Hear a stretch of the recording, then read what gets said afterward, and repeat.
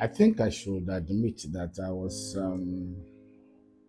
something of a mommy's boy, especially when it came to how to buy stuff to wear. I can't recall in all my over 5 decades on earth that I've ever bought anything that I wore by myself. Yeah. Um, I can always explain that later. But however, because of this, there was a time my wife and my sister, Bisola, were making fun of me, and they said I should prove them wrong, that I should go out and buy a pair of shoes by myself or something and bring it home. So I determined that yes, I was going to do that. And I got in touch with a friend of mine who dresses very well and knows how to buy good quality stuff. So he took me to this boutique. And after we saw some things, I zeroed in on a particular pair of shoes that I liked or I thought I liked. And I decided I'm coming back to pick this and prove the naysayers wrong and let them know I was no longer a mommy's boy. I could buy stuff by myself. So the pair of shoes was to cost 14,500. This was over 10 years ago.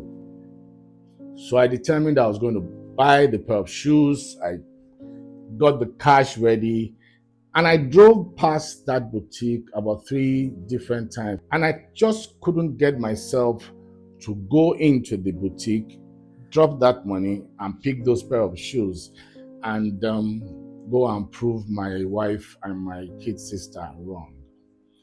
While waiting to gather the energy to do that, I kept the money in my car, waiting for the day I'll boldly go in and buy the shoes myself. Incidentally, during this period, one morning, there's this woman in our church, very nice woman. I just liked the way she smiled. So every time I saw her, I made a point of duty to greet her because there's a way she smiled when she greeted me back by saying either good morning or good afternoon. And I'll always ask her, how are you? And she says, fine. And she smiles. I just loved it. So I always endeavored to greet her.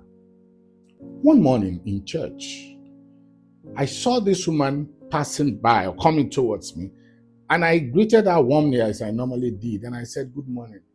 She smiled back, but the smile wasn't so much as it used to be. Then I asked her, how are you? And she said, fine. She still didn't look as gay as she normally did, and she walked past me. For whatever reason, the non-sharpness of the smile bothered me. And after taking a few steps, I told myself, no, I must find out why she wasn't smiling that bright. So I turned back and I called her and I told her, madam, we don't know each other's names, but I mean, we greet each other.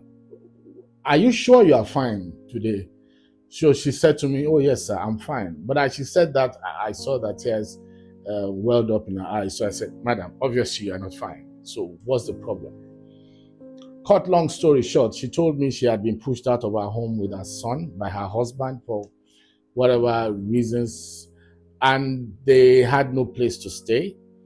So I asked them, have you tried to find another place to stay so that you and your son can at least have some shelter? She said yes. Before coming to church that morning, they had been going around and they saw a house that was suitable enough for them to stay in, but they couldn't afford to pay for it.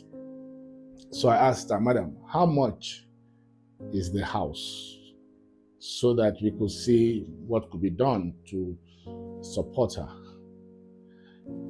And she told me the rent was to cost 14,500. Immediately she said that, it became clear to me that the money in my car was not meant for me or for the pair of shoes. It was meant for her. So I just told her, madam, just wait here. I rushed to my car, packed the money, gave it to her, and said, please go on, get your place, sort yourself and your son out. And then her good smiles returned, and I was always happy again to say good morning to her and have her smile. Sometimes some of the things that appear small to us may be very big for other people. Some monies that you could waste if you liked could actually be a fortune builder for some other people.